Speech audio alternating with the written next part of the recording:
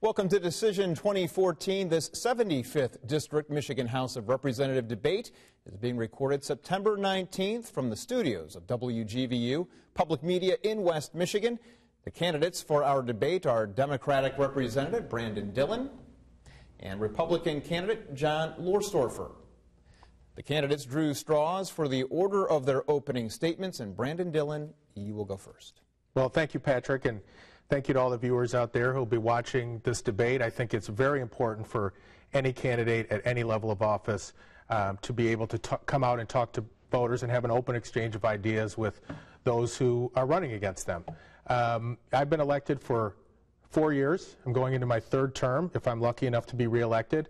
And as somebody who's grown up in Grand Rapids, has 3 children in public schools, has a wife who works in public schools, a mom who's a public school teacher, one of the biggest priorities for me is to restore funding for education. I serve on the K-12 Appropriations Subcommittee, and it's been my priority to reverse the drastic and deep cuts that education has suffered in the last 3 years under the governor and the Republican legislature. I also want to make sure that we're restoring tax fairness to our tax code by repealing the pension tax and all the tax increases that the middle class has been forced to pay over the last 3 years to pay for a nearly $2 billion corporate tax cut that has not produced any measurable jobs in our state. I'm looking forward to continuing to fight for middle-class families in Lansing. I love the job that I do. I love this community, and I want to continue to try to make it better. Thank you. Thank you, Mr. Dillon. And now for the challenger, Republican John Lorstorfer. Thank you, Patrick, and WGVU for hosting this debate. Brandon, thank you for giving us this opportunity to have a discussion about all of the issues and problems we're facing in the city of Grand Rapids and in the state of Michigan. I'm a lifelong Grand Rapids resident. As a Catholic Central Cougar and Aquinas Saint, I built a foundation that's gotten me started in our growing technology industry here. I build programs and systems. I develop things. I fix things. It's what I do. And that's what we have to look at with our state government. It's not just about adding more money. We have added $1.258 trillion the past 4 years in our educational budget. But we haven't taken the steps necessary to make sure we're using best practices. We have options out there for flipping the classroom, for having students watching lectures at home and working with their teachers to decrease class size, to improve the quality of education.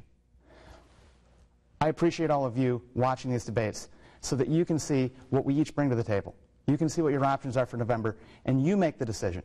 Because as taxpayers and as voters, you are invested in your government. It provides you a service, and you demand returns for that service, because that's what we're responsible for as your representative.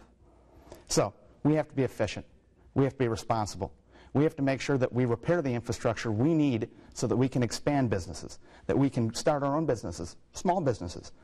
We need to get that regulation and problems out of the way so that they can start and run efficiently, that they can do so in a tech-savvy environment where things are easy, they're clear, and they're available, where services are brought to people in a way that they can expect to receive them as a customer, not as a dependent, but as a customer. That's why I'm applying to be your state representative. I want to work for you. Thank you. And thank you, Mr. Lorstorfer. We're now going to move to the Q&A portion of this debate. You'll each be given 1 minute to deliver your answers. You also will each receive 4 rebuttals. Each of those will be 30 seconds in length. We now begin with Mr. Dillon. Transportation funding. Governor Snyder says to fix the roads and bridges in the state, it will cost between $1.5 to $1.8 billion per year over 10 years. Where will the money come from? Taxes and fees, or are there areas where you believe cuts need to be made in the state budget? Well, this is one area where I've actually agreed with the governor that we do need to make an investment in our infrastructure. The problem is there's been an appalling lack of leadership in Lansing. Republicans control every lever of government, from the State House to the State Senate to the governor's office. And when it comes to ramming through tax increases on middle-class families or slashing funding for education, the legislature is more than willing to go along with the governor. But when it comes to actually investing in something that average citizens can use and help businesses to grow, we've seen nothing but inaction and delay. One thing I will say is, we can't just simply go back to the same people who've had their taxes raised in the last 3 years to provide a $2 billion tax cut for corporations. If we're going to invest in roads, which I believe we need to do, and this is not a one-time investment, you can't find $2 billion every year in the state budget going forward to pay for transportation, but we need to ask everybody to pay, not seniors who've seen their pension tax put upon them, not middle-class families who've lost their child tax deductions and the ability to pay for child care and have that reflected in the tax code. We need to have everybody, including those businesses and corporations who had their tax liability reduced to zero, to have some skin in the game, make sure that we fund transportation properly. This is the #1 priority of businesses in the state. I support that. We just need to pay for it equitably. Mr. Lorsdorfer, same question to you, transportation funding. The governor has been saying that the state will need an additional $1.5 to $1.8 billion per year over 10 years to fix the state's roads and bridges. Would you advocate for fees and taxes or cuts in the budget? And specifically, where would you either raise the taxes and fees or make the cuts? I think we have to look at this as a twofold problem. We are going to have to spend more money. It's taken us a long time to get to this position, where we've not been investing in our infrastructure, where we've been passing the buck. What we have to do is look at making sure when we're adding more road funding, we're applying new technologies, and we're investing in making sure that we're building better roads. 100 years ago, Michigan reinvented manufacturing. We reinvented the vehicle. We built the idea of the middle class. There's no reason we can't build a road that isn't cheap and shoddy. There's no reason we can't employ techniques like modular roads, that we couldn't have research facilities here in our state where we have all of the assets to be developing new types of road technology, so that we're not just pouring money into the same pit. All right. We're going to go to the next question. We'll stick with you, Mr. Lorsdorfer. Education funding. Do you believe pre-K, K through 12, and higher education institutions are properly funded? Well, Patrick, I think, as I said earlier, that we have actually over the past 4 years increased the total educational line item funding. What the Democrats are referring to frequently for the cut was a one-time $7.25 or $725,000 cut. It was a single one-time capital expenditure from the stimulus. We have increased funding. We'll have to increase it more. But it's not sufficient to simply keep pouring money into the same systems. We need to fix systems, and that's what I'll do. I fix systems. I make them run more efficiently. We need to make sure that we're using best practices, that the children are priorities, that our teachers are priorities, that they have all the assets they need to be properly educating children. And we do that by reforming the systems that we have. Mr. Dillon. Well, obviously I disagree, and I think it's pure fantasy for the governor and other Republican candidates across the state to suggest that education has actually had an increase in funding. I would challenge anybody who actually believes that's true to go and talk to teachers in their kids' classroom, talk to superintendents, talk to parents who are struggling to figure out why their kids' class sizes are going up and they're having to pay more for essential services like athletics and textbooks. I guarantee you, if you go ask anybody who's involved in public schools, whether it's a parent, a student, administrator, or a teacher, if their schools are better off now than they were 4 years ago, they'll say no. And it's because of Governor Snyder and the Republican legislature's decision to take money from the school aid fund, put it into the general fund to cover a $2 billion tax cut for corporations. Any accountant can make numbers look a certain way on a balance sheet. The governor is certainly a clever accountant. He's got a lot of clever accountants surrounding him. But if you have kids in school like I do, and you have a daughter that's going to be attending college next year, there is no way you can look those people in the face, myself and other parents included, and tell them their schools are better off than they were 4 years ago. Rebuttal? I'll take that challenge. We have added more per capita, or more line item funding for education over the past 4 years. 4 budgets that you voted against, Mr. Dillon. They added more line item funding. If we're not seeing that in the classroom, that's because we have a bureaucracy problem. We have a management problem. We have a leadership problem. We need to clean out our school system. We need to make sure that it's running smoothly, efficiently, so that our children are getting the best education possible. You're right. Well, certainly that's an answer from somebody who hasn't actually had to be in a classroom in the last few years. And I will tell you, this is the same problem that we've had in Lansing. We do need new leadership. We need leadership that doesn't blame teachers for the legislature's inaction in funding schools. We need leadership that actually understands that if you expand cyber schools in this state and give those schools the same foundation allowance you do brick and mortar public schools, it takes resources away from districts like Grand Rapids. I have kids in public schools. I have a daughter in Grand Rapids public schools. They have suffered under this governor. They've suffered under this legislature. That's why I want to run and continue to run to make sure we actually start adequately funding public education. I believe we have another rebuttal. This is an excellent example of our old approaches and new ideas. Mr. Dillon said cyber schools detract. However, technology is the future. We know this is our generation. We're Facebook generation, Uber generation, Twitter generation. Technology is all around us.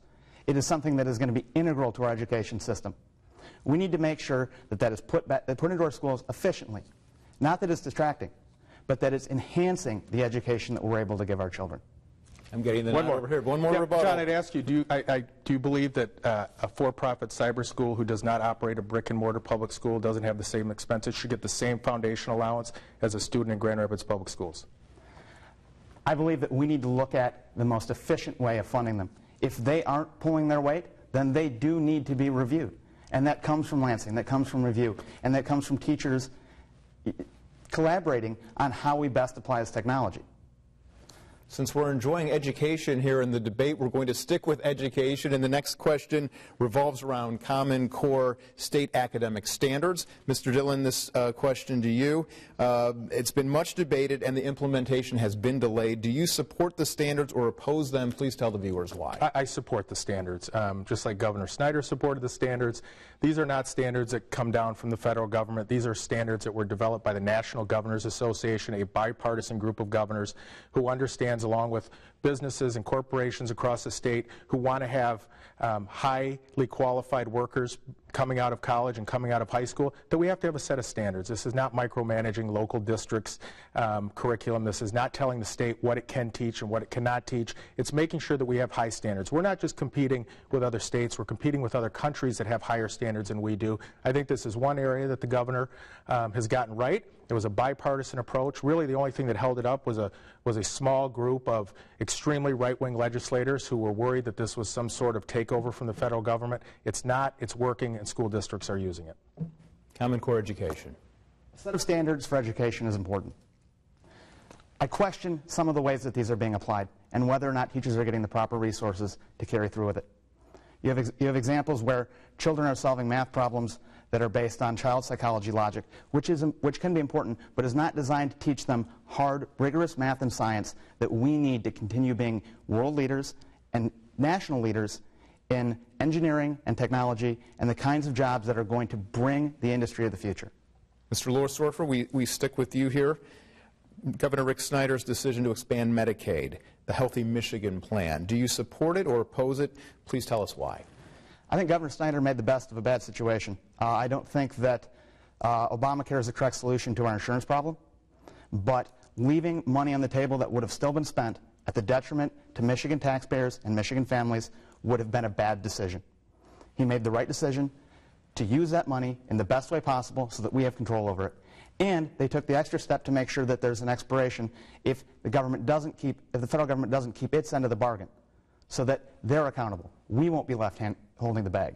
That being said, I think that the way Obamacare and a lot of this top-down managed health care reform has been handled is designed to protect interests that are corporate, that are insurance, that are not people, that are not families. Because you have the people writing the bill as the lawyers, the people with the defense and the corporate connections, that they can make sure they don't pay. The people who pay are the taxpayers on one end and the families on the other. And oftentimes they're the same people. Mr. Dillon, the Governor Snyder's expansion of Medicaid in the state. Yeah, the proudest moment in my time as a legislator was being able to actually cast that vote to expand the ability for hundreds of thousands of working people in the state of Michigan to actually have access to a primary care physician and affordable health care for the first time in their lives. We've signed up nearly 400,000 people since Healthy Michigan went into effect.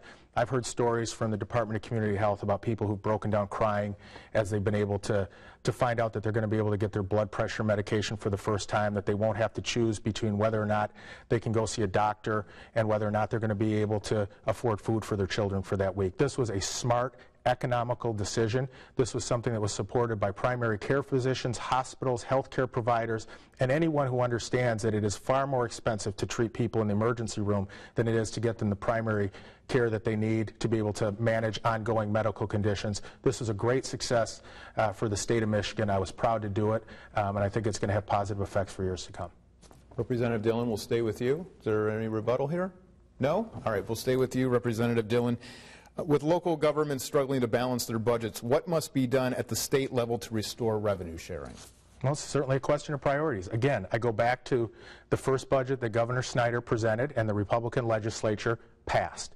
We slashed and eliminated, essentially, revenue sharing for cities, townships, and villages. This was all because there was a massive hole left in the general fund because we decided to give a $2 billion tax cut to corporations, even ones that ship jobs overseas, and not have any of that tax relief tied to job creation. We've had to struggle to fill that hole. It came out of revenue sharing. It came out of education. It came out of making seniors pay a retirement tax for the first time. It came out of middle-class families having to pay more taxes to Lansing than they did prior to that decision. So I believe that police and fire protection and making sure that our local communities can provide those services adequately is one of the most important functions of government. I think we need to increase revenue sharing for cities, and we need to stop this ridiculous attempt to put arbitrary strings on the money that rightfully belongs to cities like Grand Rapids.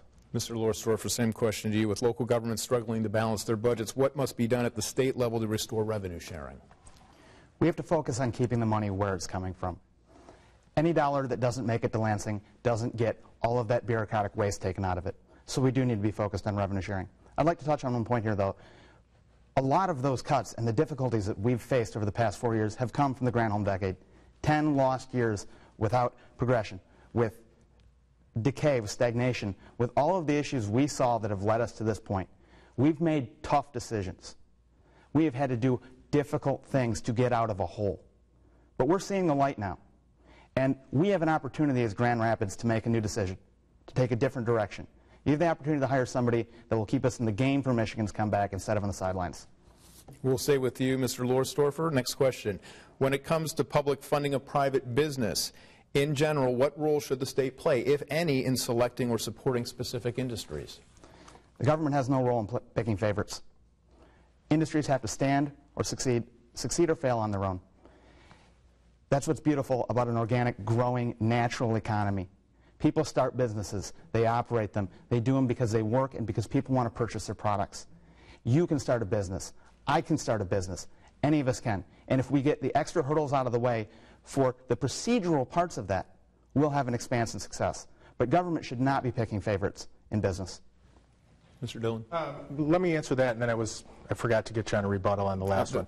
But, you know, generally I think we should provide a level playing field, but there are opportunities to provide incentives for businesses to come to Grand Rapids or come to Michigan, but clearly those incentives and benefits have to be tied to tangible job creation. If a business or entity can show that they're going to produce jobs for people in that area, then I think the government should consider, and state government should consider, incentives to bring them there. But I would go back to the last answer, and I don't know what district John's looking to represent, but I would venture to say that most people in the 75th district do not view Michigan as the comeback state. The governor has stopped using that language because people are still struggling.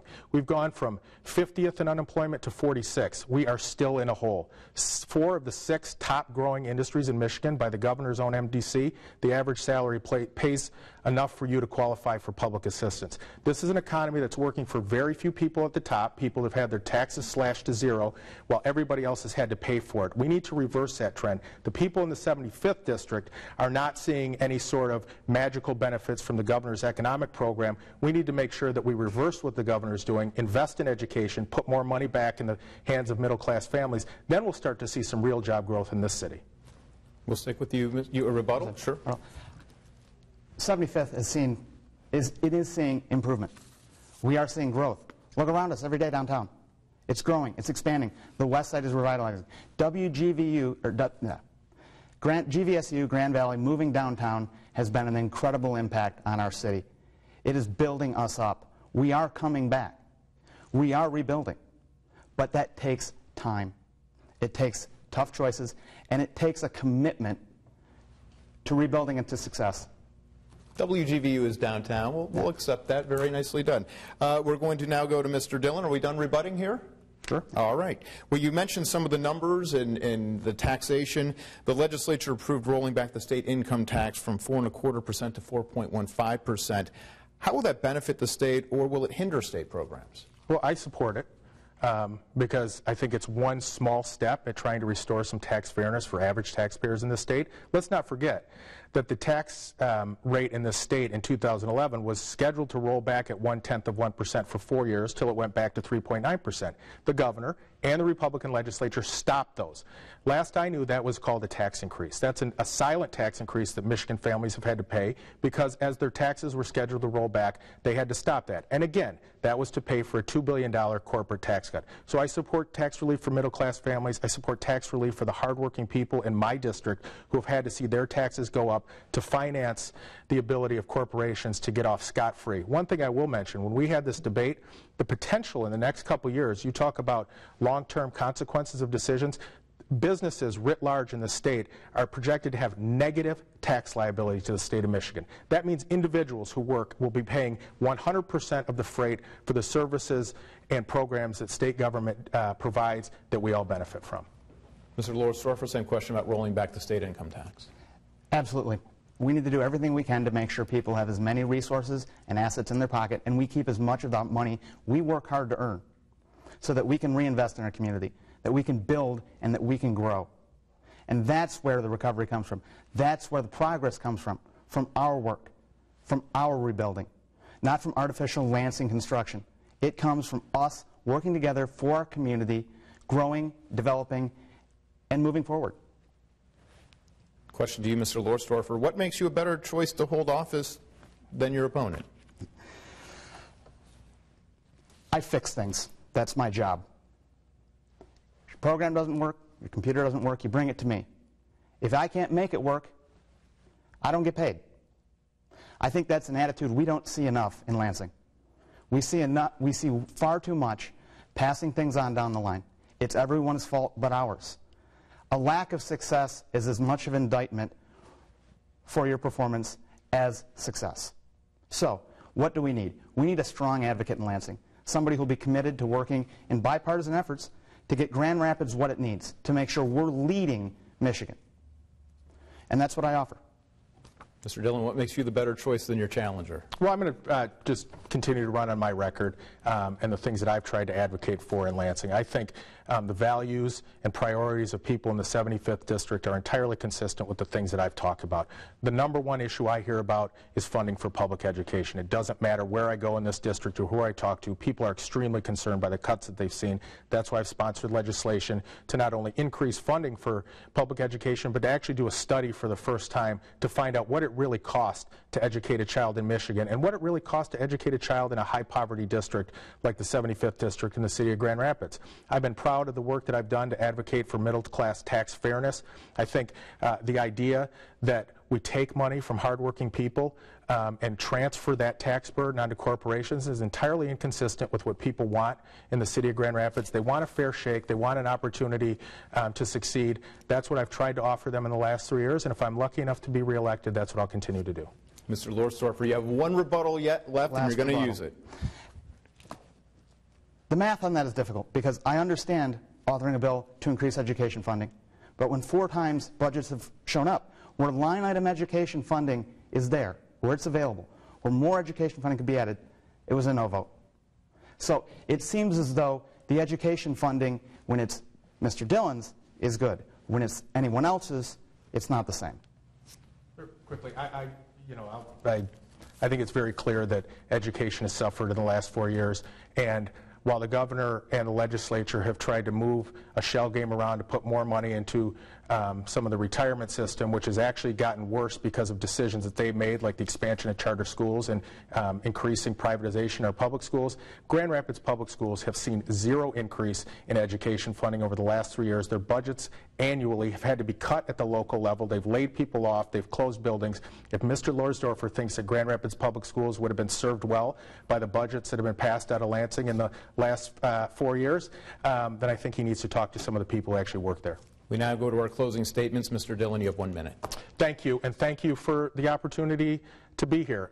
Thank you to people who are watching the debate. I think this has been a really good exchange of ideas. I think my opponent is very earnest and thoughtful He presents an alternative to the things that I've done, and I think that's what the public needs to make their decision on. But I will just tell you, I think that the things that are important to people in the 75th District are the things that I've been fighting for 4 years in Lansing: increasing funding for public education, reversing the tax shift that's happened from corporations to the middle class, and making sure that we allow people who work for a living to get a fair shake. That's what I'll continue to do if I'm reelected, and I ask for your vote on November 4th. Thank you, Mr. Dillon. Mr. Lorstorfer, 1 minute for your closing statements. Thank you. And thank you for tuning in today so that we can have an opportunity to present ourselves to you. I represent a different direction because I don't take increased spending, I don't take increased funding as enough. We have to be committed to making sure every step we take is an improvement, that we are building and we are developing on the things that we are putting in place: our education, our roads. We can't just spend more to do the same thing. We can spend more to do it better, but we can't spend more to do the same thing. I'm applying to be your state representative because I want to work for you. I want to get you results to make sure that we are progressing, to make sure that we are developing and growing as a state. Thank you, and I hope for your vote on November 4th. Thank you, candidates, for your time here today, and thank you for watching this Decision 2014 presentation. For everyone here at WGVU, I'm Patrick Center. Have a great day.